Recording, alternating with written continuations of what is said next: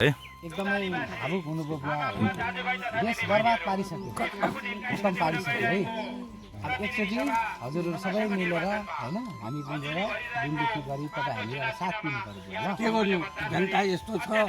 खालि ती गाडीका पछाडि कुद्छन् हामी पैदल कुद्ने हजुर हजुर हाम्रो चाहिँ बुढाको छैन त्यो त ठुल्ठुलो आयो नेता आयो हजुरले कुदेर आयो हामीलाई त्यो मतलब अहिले सुन्न बित्तिकै मलाई उ लाग्यो हामी यस्तो भुल दिनु पर्छ बुवा खोज्दै आउनु भएको बुवा आफै हिँड्दै निस्किनु भयो नि त यहाँ हामी आएको देख्नु भएर होइन बुवा एकचोटि ल देश बचाउँ तपाईँहरू हो न हामीले सोच्नु पर्छ भावुक हुनुभयो होइन मलाई सोच्नु पर्छ हो, हो। राम्रो मान्छे हो राम्रो होइन राम्रो मान्छे हजुर हर्का सम्पाङको बारेमा सुन्नु भएको थियो तपाईँले मलाई सब थाहा छ हजुर सबै थाहा छ है सबै ल बुवा एकदम खुसी लाग्यो है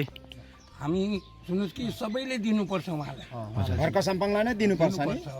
मान्छे राम्रो हो ल बुवा एकचोटि जय माटो जय देश भनिदिनुहोस् न त है माटो ल